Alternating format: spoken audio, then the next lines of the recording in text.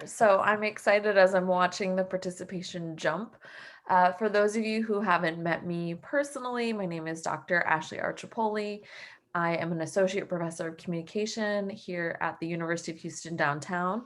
Myself and Dr. Tony Wong have been working with the Women's Fund for 4 years, I want to say, since 2017 to bring a health lecture series to our students. And we choose from a variety of topics that are pertinent to both men and women.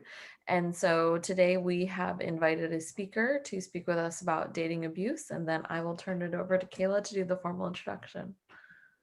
Thank you. Yes, we are so excited to be here back with UHG again, working virtually this time around. We're so happy that you all could join us today. We have a wonderful presentation. Just to get us started, for those of you who are not familiar with the Women's Fund, we're a not-for-profit organization in Houston, and our mission is to provide women and girls with the tools they need to be advocates for their health. We do this through focused seminars like today's presentation, as well as curriculum-based classes and publications. So our presentations are free, our publications are free. If you're ever interested, I highly encourage you visit our website, thewomensfund.org, where you can request physical copies of our publications or download free PDF versions. But today we are very excited to be working with John Reyes from AVDA, Aid to Victims of Domestic Abuse. He's going to be giving a presentation over dating abuse. So a little bit about John. He's worked in the service of youth, teens, families, and the community for more than 20 years. He earned his bachelor's degree in human services from Springfield College and has worked for various nonprofits in the greater Houston area. His service capacity and experience range from running after school and summer programs, managing a charter preschool, teaching middle school, helping at-risk teens with college access, guiding peer-led youth groups with members from across the Houston area and the nation, providing staff and community trainings, managing adult service programs, and providing outreach, abuse prevention, and education and presentations across the greater Houston and surrounding areas. John has been a national trainer for older youth training modules for the YMCA and has 2 years of experience with AVDA, facilitating training and presenting to teens and adults on domestic violence, dating abuse, and other related topics. He facilitates national programs such as Safe Dates, Live Respect, and coaching boys into men in private and public schools, as well as alternative schools and detention centers. So we have worked with John, the Women's Fund, a few times now, and I am very much looking forward to this presentation. So John, I will go ahead and turn the floor over to you. Thank you much. Thank you for that great introduction. Yes, I've done a lot of stuff. I'm an old person, but on paper, I'm an expert in teens and young people. So we keep learning every day as we go. I'm going to do my share screen real quick. And I'm going to do two things. I'm going to start off by the PowerPoint, and then I'm going to throw in really quick a video. See if I can get that to go. Okay. I'm cramming two different presentations into one, and let me know if y'all see boxes. If that happens on my screen too, who knows, it could be Zoom. But we're going to talk about domestic violence, and we're going to talk about dating abuse. Most of my dating abuse stuff that I do is normally teen related, but for college age, I mean, specifically U of H downtown, it has such a diverse student body. A lot of students are right out of high school, but then a lot are coming back for continuing education after long gaps. So I'm trying to combine both so we can get as much pertinent information as possible. Normally when I do these presentations with young people, I like to give them a story, but because I'm limited on time and I can be long-winded, I'm going to instead show a quick video that I found that is pretty powerful when it talks about how we see dating. And so let me know if you don't hear it, but you should be able to. Because I love you. I want to be your only guy. Because I love you, skip class with me. Let's stay in bed today. Because I love you, I just want to be with you so freaking much. Because I love you. I waited for you after Chem Lab. You were walking with Mark? Because I love you. You shouldn't be hanging out with that dude. You should know how dumb that makes me look. I don't care if she's your lab partner. Why do you have texts from him? Because I love you. This number, delete. Because I love you. This Jason number? Delete. And Ben, Delete. because I love you, I should smash your phone. I'll let you give me your password instead. Because I love you. I will check your texts every day. You got lucky. Because I love you. Because I love you. You think it's okay. Because I love you. You understand. Because I love you. You stop talking to your classmates. And you feel completely alone. Because I love you.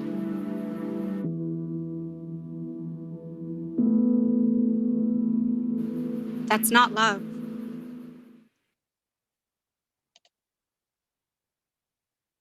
All right. Because I love you. Shrink this Sure. down so I can get. We can hang out with your friends tonight. Because I love you. All right. So again, very powerful, and to me, without being able to get into a big conversation with you guys about it, it shows how there is such a fine line between someone caring and someone trying to use power and control over someone. They talked about in that particular video technological abuse, and I'll briefly touch on that. Like I was saying before, I'm going to try to condense all of this into as much information as I can over a short period of time. I'm not going to read all the information on slides. I've taken my PowerPoint and I've made it into a PDF. So at the very end, I'll put it in the chat if you want a copy of it. All the information is there and readily available for folks. So just know that when we're down to 10 minutes or so left, we're going to open up for question and answer if there's anything anyone needs more information on or clarification. So here we go.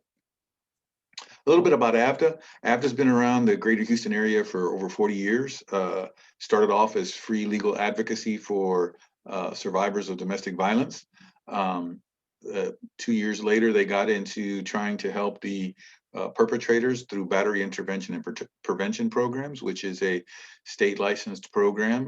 Most folks that go into the BIP program are court mandated due to something that they had done previously in relationships. But we have had folks that come in just to try to save their relationship and take the courses. Our mission is to end family violence by advocating for the safety of women. We do that through safety planning, free legal services, counseling, and of course, promoting accountability for abusers, which is the BIP part, and fostering community-wide response to abuse, which is our communications, education, and prevention and outreach programs.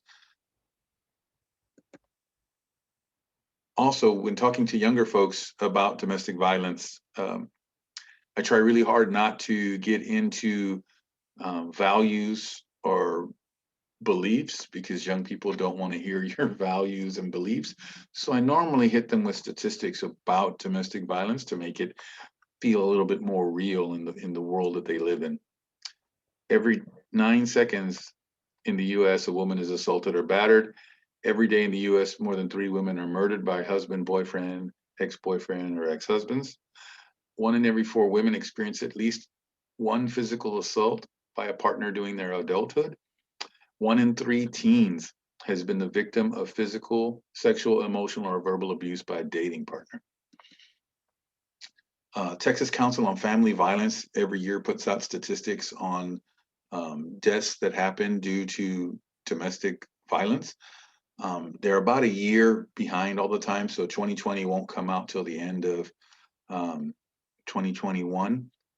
But for 2019, 150 women were killed by a male current or former dating partner. 75% of these homicides happened in their home, and 29% of the perpetrators killed themselves as well. Harris County had the largest amount with 29. The youngest victim was 15 and the oldest victim was 87 years old. In 2018, the youngest victim was 14. 63% of these homicides happened with handguns. And again, most of the time when we think about domestic violence, we think about men being the perpetrators and women being the victims. And historically, that's, I guess, what we've seen.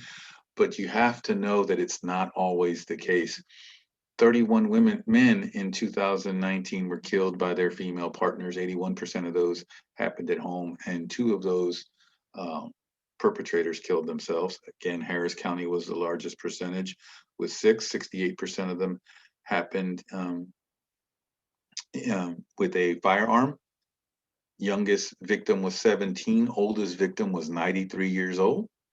And also knowing that, the LGBTQ community isn't free from this either. 1 woman was killed by her female partner, 3 men were killed by their male partner, and their victim ranges were 24 to 62. So there is no boundaries when it comes to domestic violence. It's socioeconomic or cultural or racial or even sexual orientation. It's just something that happens globally. We've had progress and challenges dealing with domestic violence and dating abuse. People are speaking out more than ever. The Me Too movement helped out as far as victims coming out and telling people about what happened to them. Used to be when you heard about this kind of stuff, the first question is, why is she staying with him? And now the questions has been turning around is, why is that person being so abusive? Technology is a blessing and a curse. I'll talk real quick about it a little bit later on. And with technology is social media, giving more information to people via social media. But at the same time, technological stalking is huge nowadays, and people sometimes don't even realize that they are setting themselves up to be a victim of that. 1 in 3 women experience being a victim of gender or relationship abuse in their lifetime, and 1 in 4 men, the same thing. What is actual domestic violence? Domestic violence is a systemic pattern of abuse. You got to remember that's a pattern. It's not just, now for sexual or physical abuse, 1 time is too many. So that is domestic violence. But what people really don't realize is there are other forms of abuse that aren't things that you can call the police for. And an abusive person, a perpetrator, would use those things to wither down their partner. And it's all about power and control over the other person. So they'll use these. Let's talk about really quick some of the forms of domestic abuse. There's verbal, emotional, psychological, financial, technological, spiritual, physical, and sexual. And again, all of these are tools for the abusive person to have power and control over the person that they're in a relationship with. There's going to be a lot of stuff flashing on the screen here really quick. I'm going to go over it just briefly so that we have enough time to get into the rest of the information, and again, question and answers at the end. Verbal abuse. Everything from cursing someone out, being overly critical, interrogating, degrading, put downs. I tell young people all the time, I ask in a group, how many of y'all like sarcastic humor, shows that have sarcasm in, it's like, it's great, it's hilarious. However, in a relationship, any type of relationship, sarcasm truly at its core is a safe place to humiliate or insult somebody because you're wrapping humor around it. Well, if you're doing that constantly to somebody, eventually they're going to start believing the things that you're saying, even though that you're saying that it's just a joke. Laughing at someone, slandering, lying about them, not validating your partner's concerns. That's also emotional, but it's a verbal thing because it's communication. Of course, with verbal, specifically, even in written word, ignoring someone's privacy, constantly interrupting your partner, all forms of verbal abuse. Emotional abuse, everything from not sharing your feelings and thoughts to minimalizing the feelings and thoughts of the other person. not listening to them, not respecting them. Mistrust is huge, not trusting your partner, um, controlling your partner's actions and decisions, destroying your partner's belongings or giving them away. The two big ones that I normally pinpoint when I talk about emotional abuse are hitting inanimate objects.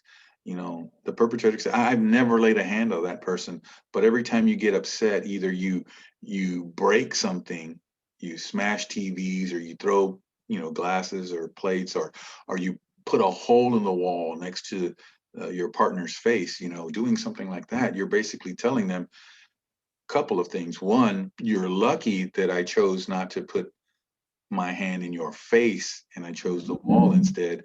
And also, the message could be, if you don't act right, the next time it will be your face. So, of course, that intimidation and fear that they're using by beating on things or breaking things.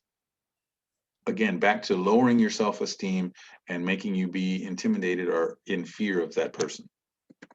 Financial abuse. When I normally talk about financial abuse, specifically out into the community of adults, um, it almost always comes out that, oh, that's just something that happens to people in low income or uneducated people, but it's not. Financial abuse can happen to anybody. It can be anything from, I'm the man, earn the money, you're going to stay here at home, you're going to get pregnant and have kids because that's what I want you to do. Now, don't get me wrong, being a homemaker is probably the hardest job in the world. I wouldn't want it. I know I wouldn't succeed at it. I'm just not that good. But it's one thing to choose that as your path, it's another to be told that that is your path. So that's one thing that we have to understand, is that um, if you chose that as your lot, that I want to be a homemaker because my partner allows me the opportunity to do so, well, that's good. But if you're being told that you can't, or the other way around, where that person sits at home, you're having to work two jobs to sustain the household, yet when you get home with that money, they take that money from you. Financial abuse can be anything from making all financial decisions without the other person's say, to giving your partner an allowance even though they make as much or they put into the household income. It can be making big purchases without consent of your partner, to hiding money, to using combined income to support habits, gambling, drug addiction, alcohol, whatever it is. All those can be forms of financial abuse. Again, I have stories, but I'm trying to be really good on time, so I'll save my stories for next time. Technological abuse. The younger generation doesn't know life without technology. If you're in middle school right now, you're a leper if you don't have a smartphone. When I go prior to the pandemic, I'd go into high schools to do presentations, and I purposefully would just watch as the young people would walk into the classroom. 98% of the students, their faces were in their smartphones as they were walking in. I did one presentation at Chavez High School where it was over 50 people in their library that were going to listen to my presentation. All but two had their face in the phone, and the two, because it was the first thing in the morning, 8 a.m., the two that didn't have their face in their phone had their headphones on because they were listening to music or listening to something off their phone. So technology is something that they are very, very familiar with, very comfortable with. However, ease of access makes technology a tool and a weapon. Technological abuse can be anything from blowing up your phone, uh, forcing you to go through the phone, like the PSA said, because I love you, you're going to give me your passwords. You'd be surprised how many young men I have conversations with between the ages of 20 and 25 who have had that conversation brought upon them, that if you love me and if you want this relationship to work, I need access to your phone. And my first question is, oh, did you do something to lose trust? No, we've just been dating for the last couple of weeks or months. It's like, nah, man, you're allowed to have, you know, your own things and to have a private life. If something happened to that person outside of your relationship with them, that's on them to correct. But if they're making that a condition of being in a relationship, that's an abusive behavior. Um, Young people don't understand. And when I say young people under the age of 18, sexting and texting, um, sexting starts nowadays, and if you're a parent of a young person, you really, really need to keep your eyes open at about age 12. And pornography use starts at around age 12. You know, I can date myself by telling you that the only way someone in my generation could ever have access to pornography is that somebody in their household had a magazine under a bed or a VHS tape somewhere, or if you were brave or bold enough, you'd find a wino near the corner store and you'd give them money for alcohol if they'd buy you a magazine. Today, with those smartphones, kids have porn at their fingertips. It's not just boys, it's girls too. And the crazy thing about that is that because they're seeing it, it becomes their norm because they see it all the time. So that they think that those things that they're watching are normal behaviors for people in a physical relationship. And that causes relationship problems later on down the line. And the other thing that they don't really realize is that by sexting, uh, basically, if a young lady or a young man sends a nude photo of themselves or them doing something of a sexual nature to someone else, the other person is in possession of child pornography. And you'd be surprised how many young people say, but sir, it doesn't matter. I'm 14, she's 14, or I'm 15, she's 15. Yeah, you're a minor in possession of child pornography. And as a parent, if the phone is in your name, it could come back to you being in possession because it's your property. Mm. You could be in trouble. And I tell young people all the time is being in possession of child pornography is a federal offense. And you could become a child, you could become a sex offender for the rest of your life. It's happened to young people whose lives look like they were going to be really promising through sports. The guy got a picture, didn't ask for it. The girl sent it. He thought it was funny, shared it with all his friends. One of his friends got caught with it. First thing he did was point out the guy who sent it to him. Distribution of child pornography. Mm. These kids say, well, I use Snapchat, so this stuff goes away. One thing I tell all folks is that your digital footprint never goes away. They are people that they pay lots of money to find everything you've ever done. So just know that there's nothing technological wise that can't be found. So just something to think about. Again, bullying for technological abuse, um, making threats over social media, monitoring you, stalking you online. Online stalking is so easy, specifically because so many people constantly tag themselves where they're at or keep all their stuff open. So technological abuse is huge. Um, if we have time later, I'll talk a little bit more about that. Spiritual abuse, don't see it as often, but it exists. And in a nutshell, spiritual abuse is basically taking someone's belief or their faith system and using it against them, keeping them from going to the church they want to go to, keeping the kids from going to your place of worship because they make fun of your place of worship or your spiritual beliefs, um, pressuring you to go to their place of worship, using doctrine against you. The good book says you're supposed to honor and obey. You're doing a terrible job of both of those. You're going to go to hell. Or even just using practices within your faith against you. If you're Muslim during Ramadan, sun up, sundown, you consume nothing to eat and nothing to drink, forcing you to eat or drink during Ramadan. Or if you're Catholic and you observe no meat on Fridays during Lent, and your significant other every Friday during Lent comes to your place of work with Whataburger and forces you to eat that in front of them, with them. Again, just basically saying that I am more powerful, I am more in control than your faith and your God. And Mm. again, making someone feel small in the process and powerless. Physical abuse, the two types of abuse that we're going to talk about now are the two that can land you in jail. Physical abuse. Now, some of the types of physical and sexual abuse I'm going to talk about right now won't necessarily land you in jail, but again, are still forms of that type of abuse. Physical abuse, punching, hitting, kicking, spitting, pulling hair, uh, pushing, holding someone down, slapping, all these things are forms of physical abuse. Things that using a weapon against somebody, um, obstructing someone from leaving is a form of physical abuse, because physically I want to leave this room, but if you're standing in front of the door not letting me leave, you're physically keeping me from what I want to do. Um, Strangulation is put on there. We used to call it back in the few years back choking. Choking is when you try to eat an M&M and you're swallowing, it goes down the wrong way. Strangling means I've put my hands or I've put an object around your neck and I've kept air from getting into your lungs. Strangling is a felony now because you could make me mad. I could put my hands around your neck. I could squeeze really hard until you start changing colors. You're grasping for air. You're hitting me, trying to get me to let go. Your eyes are watering. And right before you go unconscious, I can let you go and say, see, if you just act right, I wouldn't have to do those kind of things. I leave you there crying on the floor, gasping for air, but you're alive. And I walk away.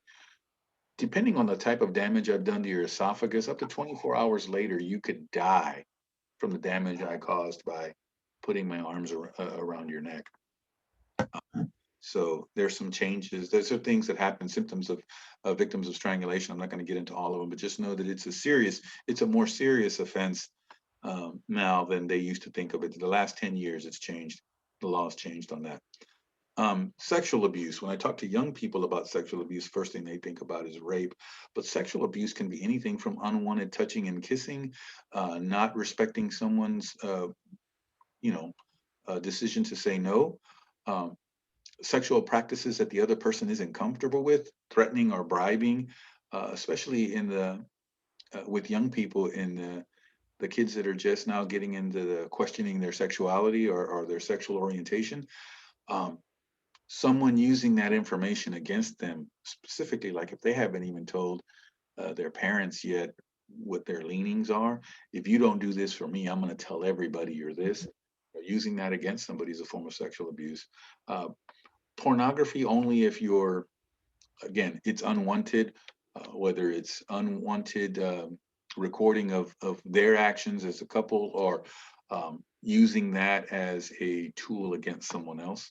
And again, can't land anybody in jail, but it's a form of abuse that's in sexual of a sexual nature. Begging, using alcohol or drugs to make somebody not able to give consent. Uh, the one thing I tell young people, and I tell everybody nowadays, because it's not just young people, you have to always have consent. You can be in a relationship with somebody, and y'all could have had sexual encounters 2, 3, 4 times before. But if on the fifth time that person says they don't want to, you no longer have consent. You could be in the middle of a sexual act and that person changes their mind. You no longer have consent.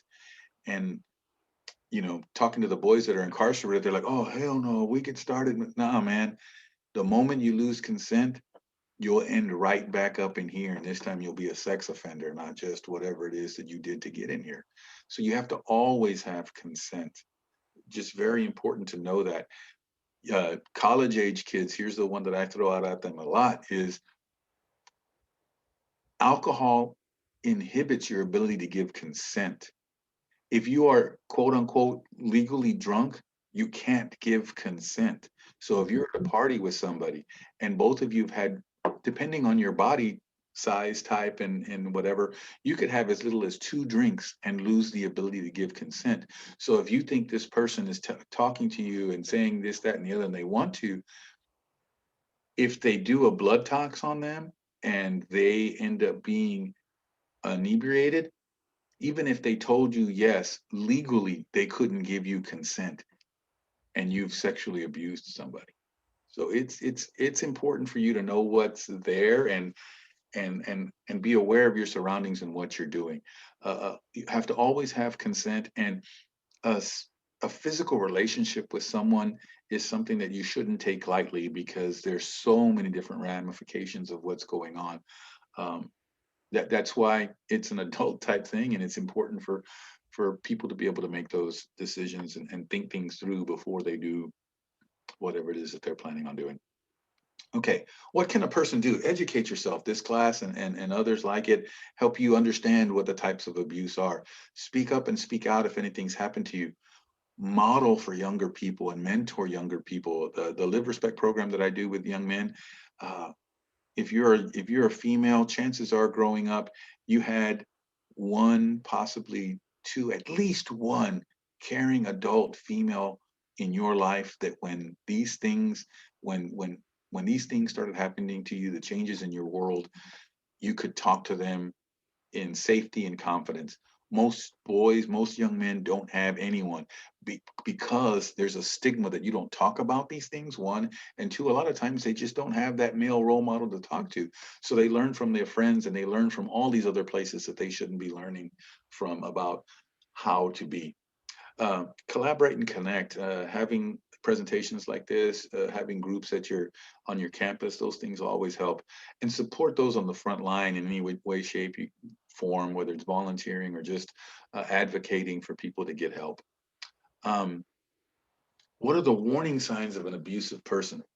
And the next couple of slides say a lot of the same things, so I'm just going to go ahead and go through the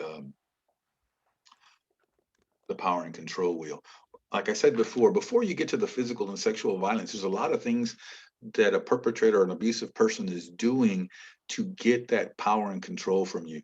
They isolate you. That's their first tool. They get you to not be around the people that care about you and love you. They'll come up with reasons why being with your folks or being with your friends is bad, and they'll get you to either depend on the people they're with or depend on them solely. I don't know if you've ever seen a relationship where someone goes back to their friends or their family and tells them about the abusive behavior. Everybody rallies to try to help that person. That person ends up going back to the abuser 2 3 times, and at some point those caring people say, you know what, you're just going to go back, I can't help you anymore. And that's exactly what the abuser wants, for them to become totally dependent on them, knowing that no one's coming back to help them. You know, the average woman who gets out of an abusive relationship tries to get out 6 to 8 times before they successfully get out of that relationship. They minimalize, they deny, or they blame. Um, you know, it's because I'm stressing out, or if you'd only act right, I wouldn't have to do this, or it's your fault because you're the one that starts these arguments. You know, I just finish them. Again, in married relationships or relationships with children, using the children as a tool, as an instrument to keep someone there, or to keep someone from leaving, using male privilege. That's just what guys do. Um, Again, the emotional abuse, help making your self-worth be nothing, making you feel like these things are your fault, um, intimidating you, making you too afraid to speak out. Um, and again, threatening you, if you're in a relationship where you are cohabitating, the whole economic abuse. I can't survive this without them financially. So all those are forms of tools, warning signs that an abusive person, uh, that your partner is potentially an abusive person. Here's another things that are like warning signs. Abusive people tend to quickly get involved in relationships. They go from hi, my name is blah, and meeting you to, you know, we need to start dating, to, you know, we need to get married. I mean, in a short amount of time, trying to get you to they get involved in every relationship quickly. They have a history of being abusive. They blame, again, they minimalize the things that happen. They control their partner, everything from decisions on what they wear to where they go to who they see, who they can talk to. Um, very rigid gender roles. I do this because I'm a guy. You do that because you're a girl. Or even if in the LGBTQ, I'm the dominant. You're the submissive. um, Extreme jealousy, even knowing the circumstances around your friendships and your the people you know, and still getting jealous and acting out, even potentially violently because of the jealousy. They threaten violence. They promise change, but they never do.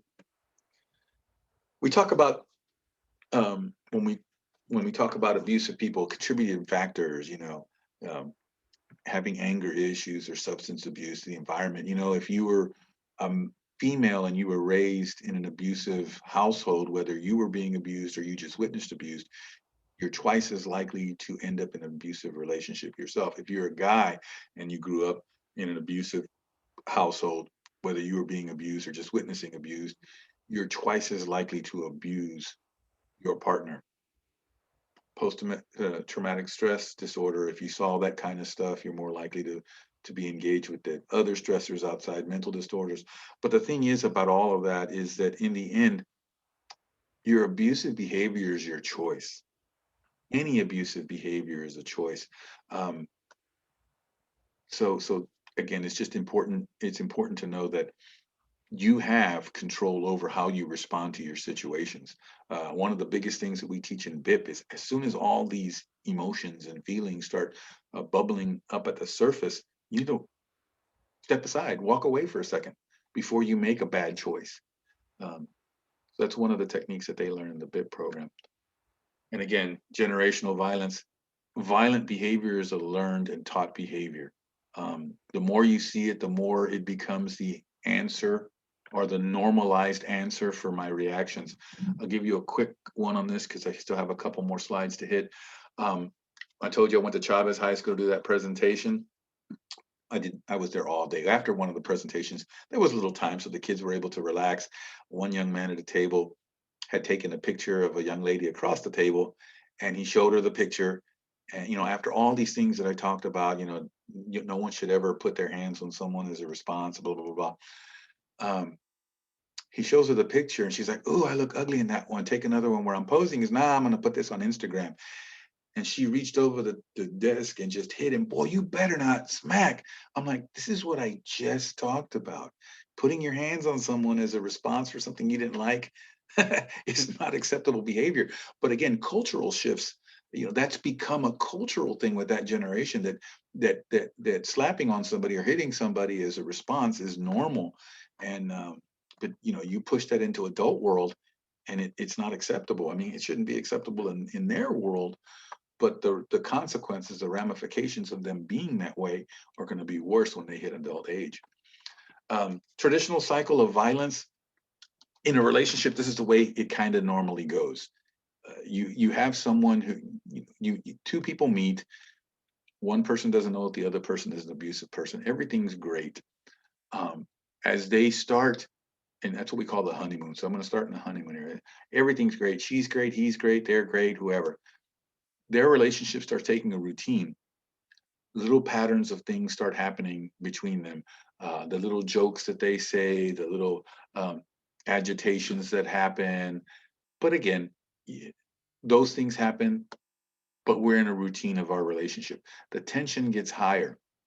Those little things that you were just going, oh, well, that's cute, or those little things that the abusive person was letting go. They're starting to verbalize more that they don't like it, that they don't want this, that you need to change, that you need to do that. Eventually, something will happen that will trigger a response from that abusive person, whether it is a verbal outburst or somebody's getting hit or uh, a sexual a, a sexual abuse. But whatever it is, the incident occurs.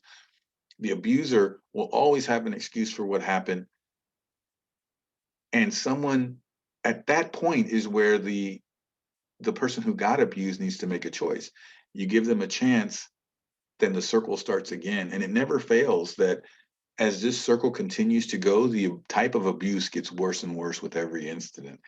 I'm not saying that people don't deserve second chances, but you have to understand that this is happening and it's not going to be tolerated again, and I'm going to be on the watch this time, because what we end up doing is we end up as or what victims end up doing is allowing that abusive person to continue that cycle of how they normally behave.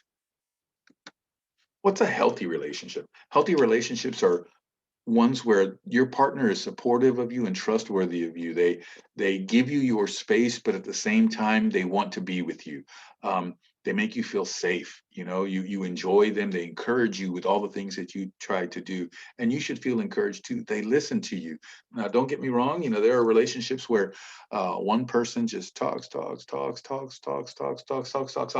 never stops talking. That's not necessarily healthy because both people have to be able to communicate. And then there's those people too that they never say a word. That's not healthy either, because you want to know how they're feeling. You want their input on things. They don't insult you. They're proud of you. They're respectful of you and the decisions you make. I always tell people that to me, a good relationship is one with good communication, trust, and two people are walking side by side with one another instead of someone always carrying the other person. There'll be times in a relationship where one person will have to assume a little bit more of leadership or carry a little bit more weight. But for the most part, the journey should be together side by side as much as possible. What can I do? Recognize if either you or somebody that you know is going through that, the things that you've just learned today. Respond. When I say respond, I don't mean go and get yourself involved in someone else's um, situation, but letting them know what you see in a kind way without antagonizing their partner is a good way. And then give them the resources that they need. You may not want to change right now, or you may not see it right now, but this is something you should read, or this is a website you should check out. And again, always make sure that we let the victim know that it's not their fault, because the abuser has made it a pattern to make it feel like it's always their fault. And good or bad, up until recently, society has pushed it back that it's the victim's fault. She wouldn't have been harassed if she would have been wearing something different. Those things have been there.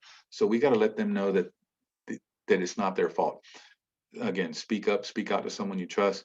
Don't accept the excuses that partners make. Don't contact the abusive partner, because that person may still have emotional feelings for their partner, and you getting involved will just probably push them back to that abusive person. Help them with the safety plan, specifically if they're getting physically abused. And if they're getting physically or sexually abused, I would encourage them to call the authorities. Can't make them do it, but you got to encourage them to do that and potentially get a protective order from that person. So some of the resources that I share with the younger people is loveisrespect.org, that's not cool.com, and dating abuse stops here. Those are really good. I'm going to share here in a second. I'm going to get out of share screen, and I'm going to go ahead and add into the chat box. My PowerPoint is a PDF, so if you want to read more thoroughly,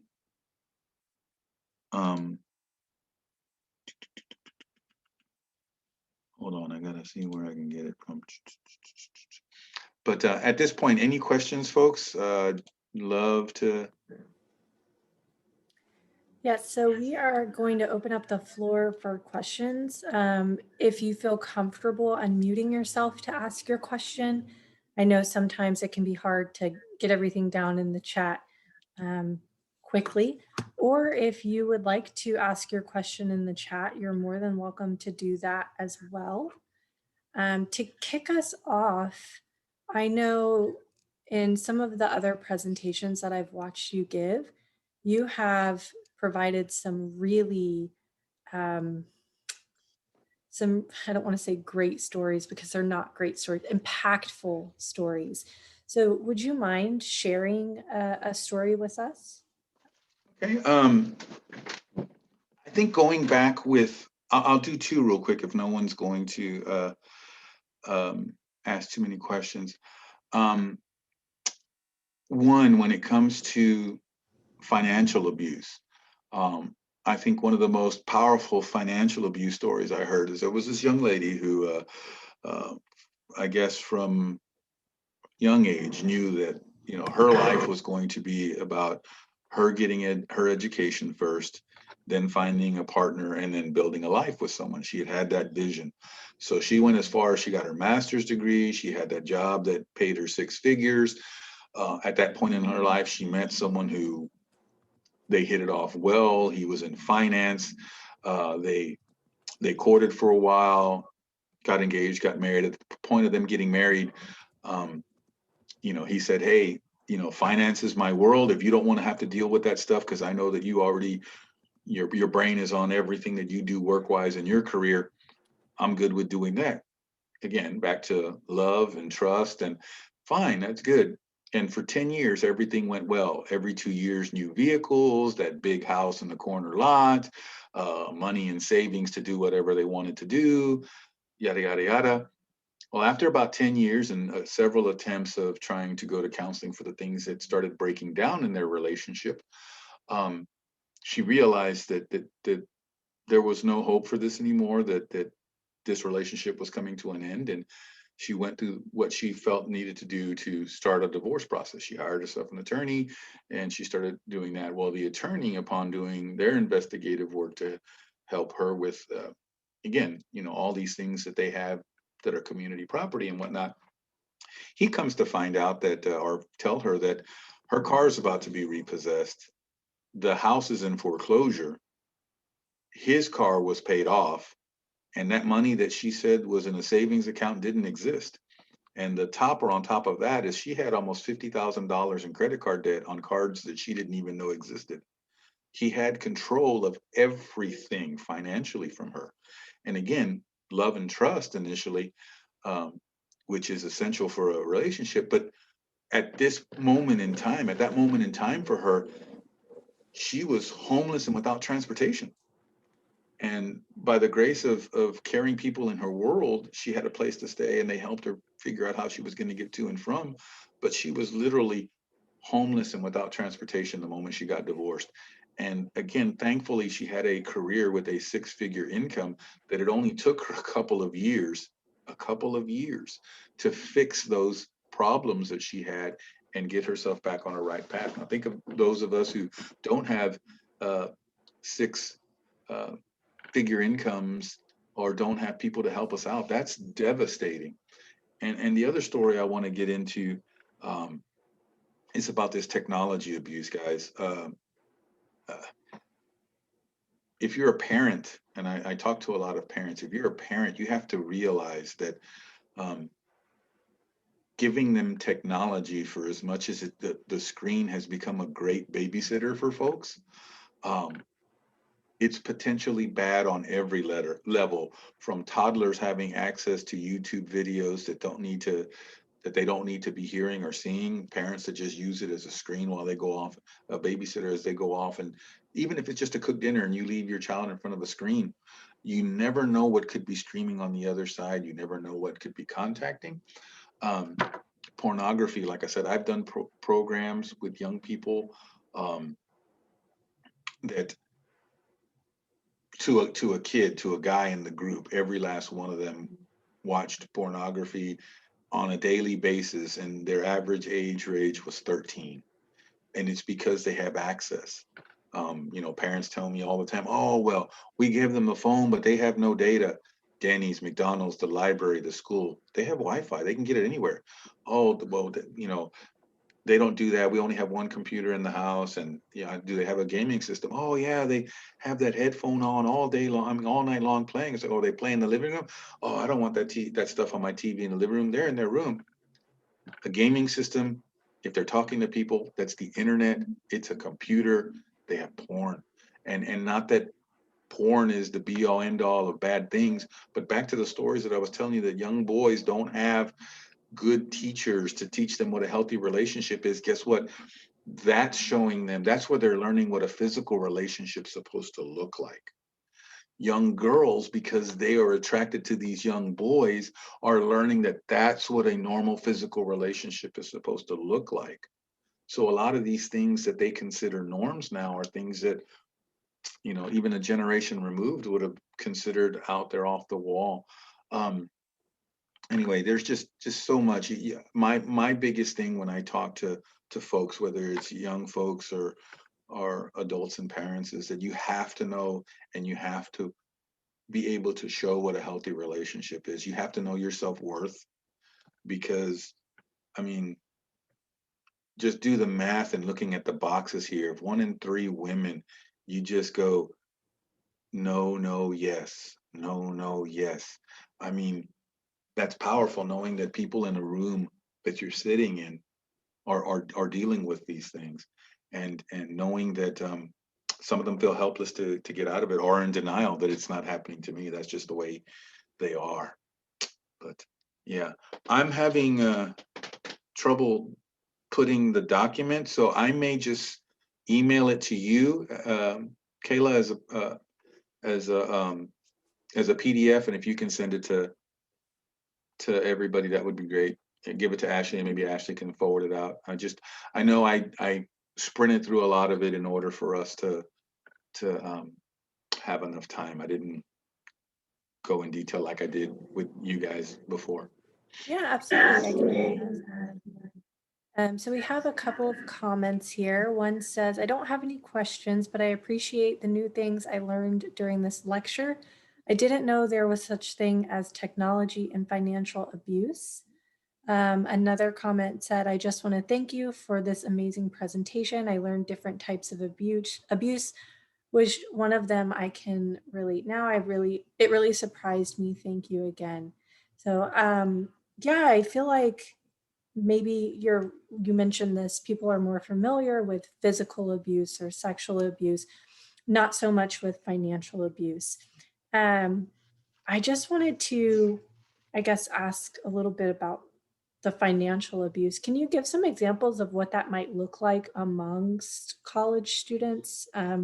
I know a lot of times when I was in college, I was like, I'm just a broke college student, but you mentioned anyone can be taken advantage of. Yeah. Financial abuse for teens and young adults can look like anything from, I know your financial situation. I have resources. I'm going to help you by getting you the things that you keep saying that you wish you had. But after a few times, it all becomes with stipulations. I'm going to get you that bag you wanted, but, or it could be, um, getting you to do stuff you don't want to do in order, using financial means to do so, or withholding finance from you could be another way. Um, we're in a relationship, you're working and going to school, yet I'm constantly asking you for your money, which puts you in a bind. And again, as the person that's the victim, you keep thinking, well, this person needs my help, but they're just doing it to keep you attached to them. Oh, I'm going to pay you back. I'm going to pay you back. It's all a matter of, it's all a way of trying to keep you in their world, kind of thing, for lack of a better whatever, or getting you to engage in things that you don't want to get engaged in because of finances. Sometimes as young people, we financially abuse ourselves because of the things that we choose. The give and take. I'm going to choose this over this because this is what I want to do. Now imagine somebody whose norm it is to use that against you. um, you know without getting specific on certain things, but yeah, uh, either holding finances against you or using finances to get their way with you. Thank you. The next question that I have, at the end, you mentioned, what can you do? If a person is maybe after this presentation, they realize, my relationship isn't as great as I thought it was, or they know they're in an abusive relationship and they want to get out. What would you say should be like a first step? If you're in a physically abusive or sexually abusive relationship, that's one of those you need to get out now kind of thing, because that type of abuse only escalates. Um, that would be making a safety plan, contacting an organization that can help you make a safety plan. AVDA, Houston Area Women's Center, all these places can help you make a safety plan. If you're uh, cohabitating with your abuser, you have to get out before you can get the really good help you need. If this is just a dating scenario, you need to make sure this person can't get a hold of you, and that's what the safety planning is all about. Um, One of the things about abusive people, they give you the same thing, that I can't live without you, or that normally translates into, if I can't have you, no one can. They just normally initially talk about them. My life's nothing without you. But the undertone of that is they want you so bad they don't want anybody else to have you, and that's where this whole um, murder suicide stuff ends up happening. So you have to make sure that you can safely get away from this person's reach. Um, that may mean disconnecting from social media. That may mean adjusting your pattern of things to do. It may mean a protective order. People need to know that this is happening to you, and this person's doing it to you. Again, if it's the ongoing emotional and verbal stuff, you can make those changes even easier without that threat. Just know that, again, those are the building blocks. Be treated the way you want to be treated. Treat people the way you want to be treated. And if you're not getting that, it's not your fault. It's the other person's inability to have a caring relationship. The first step is always acknowledging that you're experiencing that. So many people are in denial about them experiencing it. A lot of people see that their relationship as something as a failure success thing. They don't want to be seen as a relationship failure, so they'll stick stuff out longer than they should because they don't want people to think that they're not capable of having a healthy relationship. There's a lot that goes into it. Our self-esteem has so much to do with the way we perceive ourselves in relationships. Yes, thank you for that. So my last question here is if you could give just one last piece of advice or one thing that you would want everyone to take away from today's presentation, what would that be? Mine would just be aware of the people around you and the people that you're engaged in. A lot of times, good or bad, we get drawn into things in our families. We get drawn into things with our friends. To me, it's not just a dating relationship. If you have a toxic relationship with anyone, it's not healthy for you. That's my first thing, is that you have to know. Real quick, personal. My little sister, I had to disconnect from my little sister when she hit college age because her self-destructive tendencies ended up pushing on to everybody in the family. And I, as a parent, my mom was like, "But that's my little girl." It's like, yeah, I get it. That's your little girl. You keep helping that. You keep bailing out. I can't be a part of it. It was not good for my mental health because I was the only male in the family, female siblings, and I was always looked at as the paternal thing. Anyways, so you first thing is that you gotta make sure that your relationships are not healthy. But I think the biggest thing is you have to recognize for yourself. There are relationship tests that they have for teenagers, and believe it or not, it translates into adult life as well. Loveisrespect.org is where the relationship tests are, and man, every little just from realizing that your daily communications aren't healthy is a big step. Thank you for sharing that and for sharing those resources earlier. I've visited the Love is Respect website and I've taken some of those quizzes, and they are really helpful, even for us who are no longer teenagers. They're definitely helpful. So I'm going to go ahead and share my screen one last time. I want to thank you again, John, for this wonderful presentation, and for all of you who joined us today. If you have questions or comments afterwards, you can always email us at healtheducator@thewomensfund.org. There's also a survey. I will send the link out to be shared, but we would really appreciate if you would take this survey and provide us with feedback. Let us know what you liked, what we could improve on, and also topics that you're interested in.